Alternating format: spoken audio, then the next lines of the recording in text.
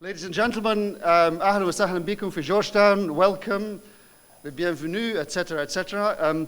This is, of course, it's my privilege, as always, to say welcome to our guests. This is one of the things that we do here at Georgetown in Qatar.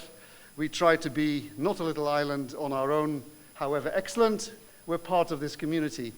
And today gives me special pleasure to welcome you all and to introduce the star of the night, Dr. Mehran Kamrava.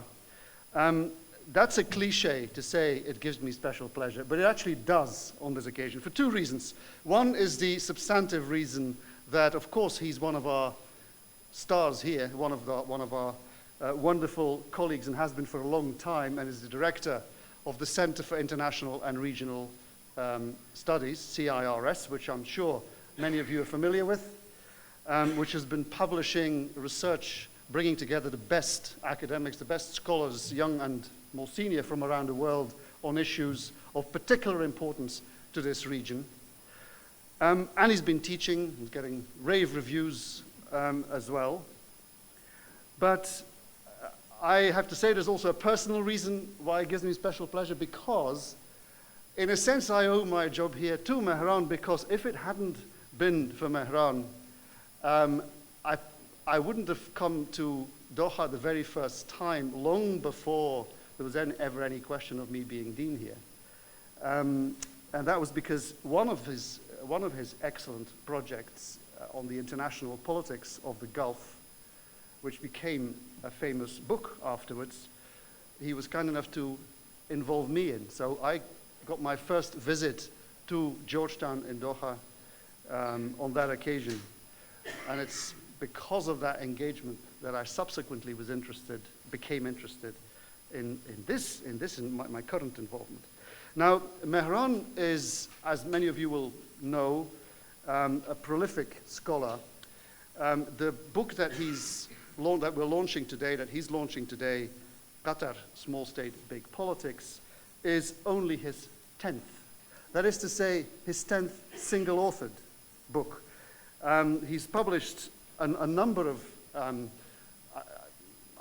tempted to say bestsellers, but certainly in the academic environment, they are such. You know, they've been featuring on my own reading lists since long before I came to Georgetown.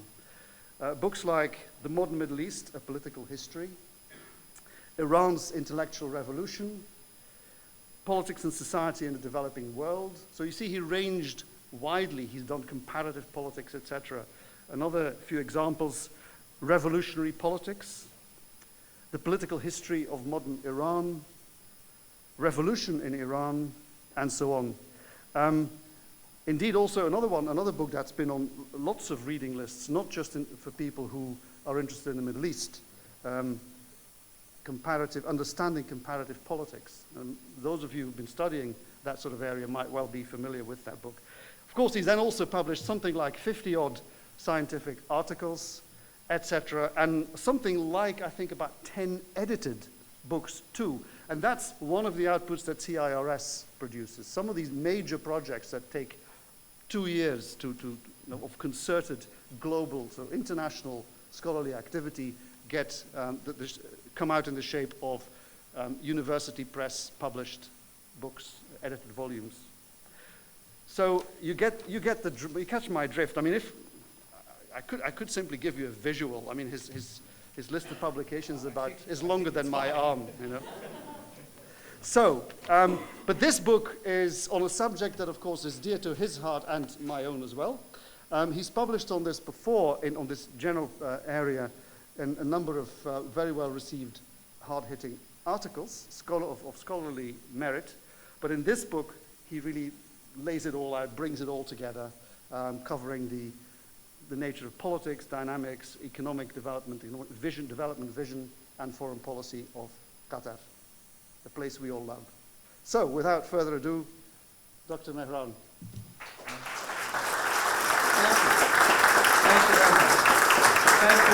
Thank you, Dean Donovan.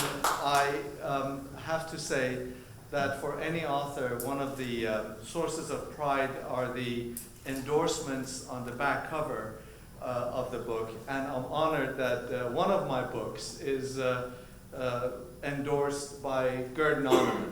And it's been an honor and a pleasure to work alongside Dean Nonneman, and as you know, he himself is a scholar of the region, and I have benefited tremendously from his insights, and I have quoted him extensively in this book. So I'm delighted. Thank you all for being here. I have to say that for a professor, this is somewhat, this level of attention is somewhat embarrassing. I'm not used to all this, and I'm very grateful. Despite what Dean Nonneman said, usually my previous books have been read by something like 8 people. Of those 8, 7 have been my students, and 1 has been my mom. And they had no choice but to read these books. So thank you all, and I truly appreciate it.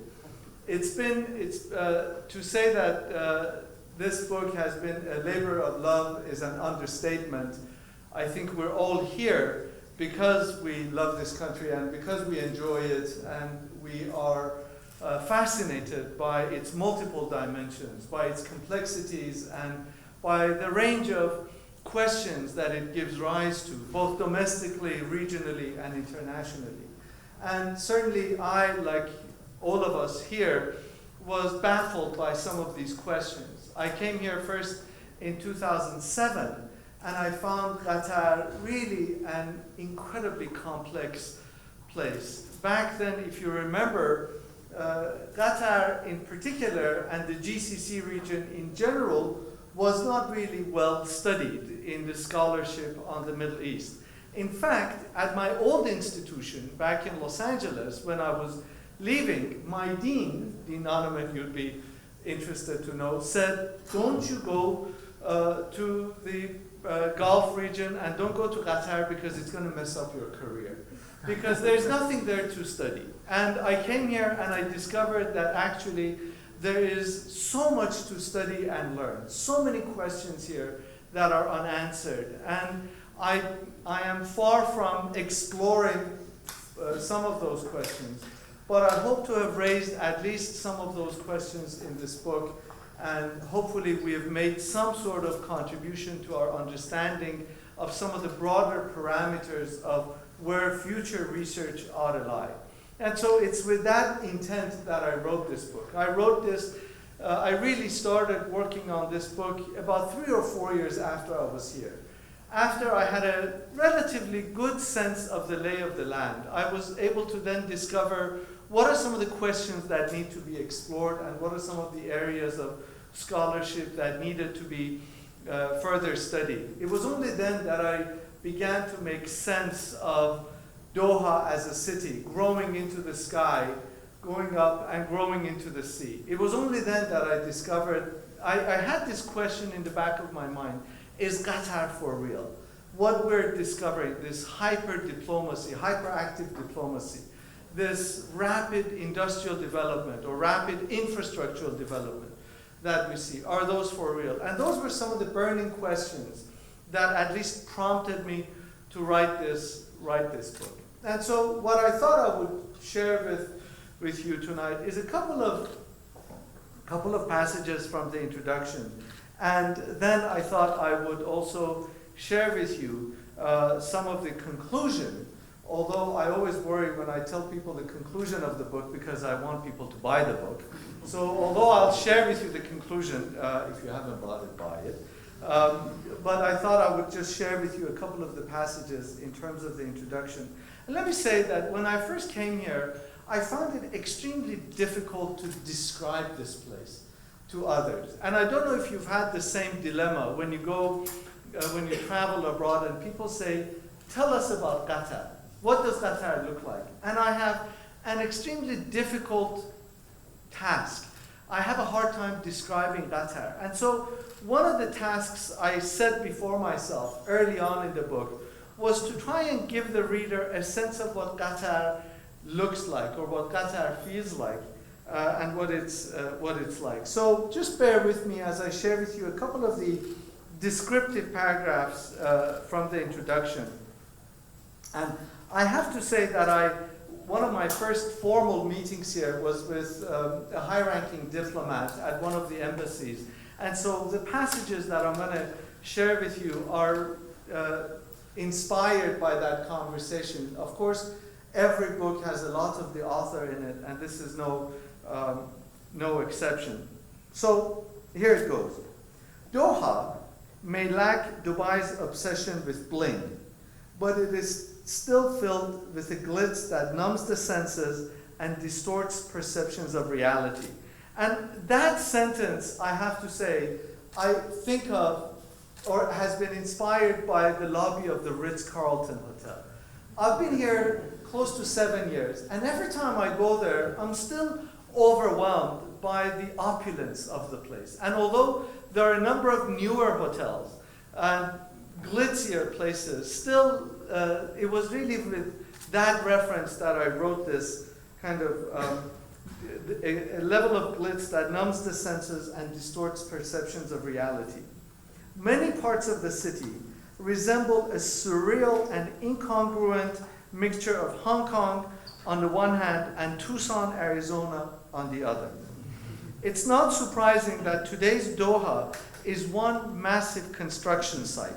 No sooner are city maps printed that they become obsolete, as new roads and multi-lane highways replace old, snaky streets.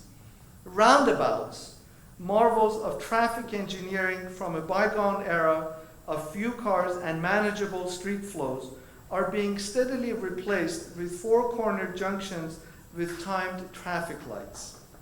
Cranes and other heavy construction equipment are ubiquitous features of the urban landscape. Doha, it seems, is addicted to tearing up its asphalted streets as soon as they're ready for use.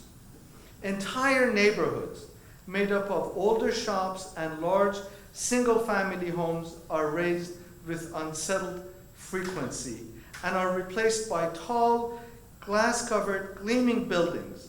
Remembering directions to points of interest is often an exercise in futility.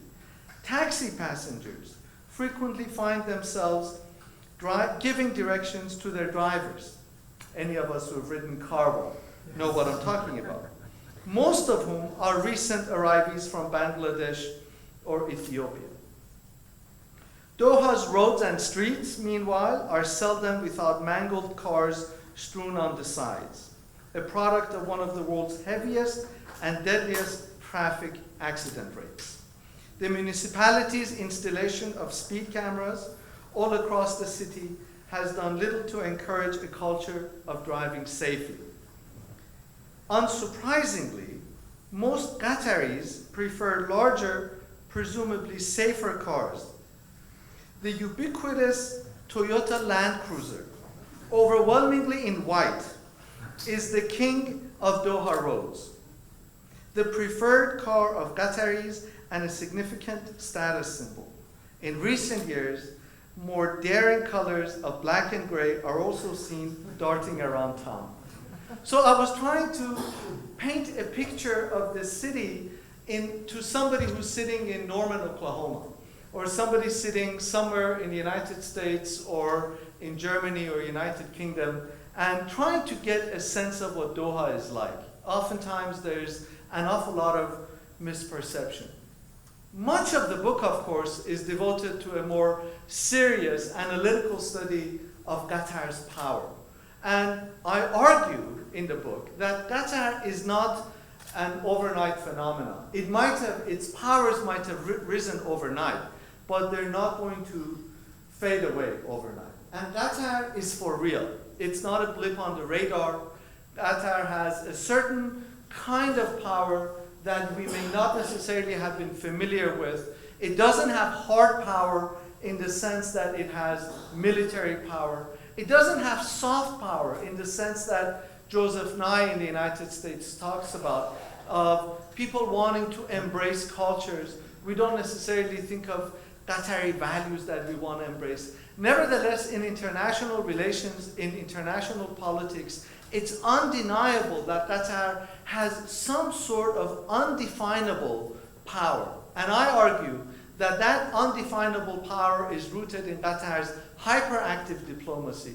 It's rooted in Qatar's very careful positioning of itself along multiple, oftentimes opposing poles, for example, United States and Iran, and it is rooted in its paradoxical domestic security. And so the bulk of the book is devoted to that. So let me end with a couple of passages, if I may, from the end of the book, from the conclusion of the book, whereby I say that Qatar's domestic stability is somewhat paradoxical. This is not a democratic political system. And undemocratic political systems are by nature and by definition unstable. However, Qatar's political system is quite remarkably stable. And so I talk about one of the causes of this stability has to do with the steady hand that over the last couple of decades has guided this country's politics and diplomacy. So this is what the book says in terms of looking at the future of Qatar. Paradoxically, the biggest challenge facing the Qatari system in the coming years has been one of its biggest assets in the recent past, namely its personalist political nature. The regime's focused decision-making has given it agility and flexibility. Sheikh Hamad, the balancer, has been a great navigator of the region's troubled waters and his own family's fractious past. Sheikh Tamim has had on-the-job training for a number of years, from 2009-2010, assuming an increasingly more visible and active profile in decision-making and Qatari diplomacy. But whether he and the new generation of Qatari rulers will deal with the same challenges in the same way that Sheikh Hamad did remains an open question. Let us make no mistake about it. Regardless of its stewards and their vision and capabilities, Qatar's power is underwritten by its inordinate wealth. And as long as that wealth continues, so is the likelihood that the Sheikhdom will project a much larger image of itself than its size and its abilities warrant. The length of the country's current moment in history. The book incidentally ends with a chapter entitled Qatar's Moment in History. The length of the country's current moment in history and how long it can project a power that is by all accounts incommensurate with its size and its history, its infrastructure and its industrial and scientific resources depend directly on how long and in what ways its wealth lasts and can be prolonged. The real challenge for Qatar is to carry on business as usual in the post-oil era. Until then, the country can rest reasonably assured of its place in the limelight of history. Thank you very much. Thank you.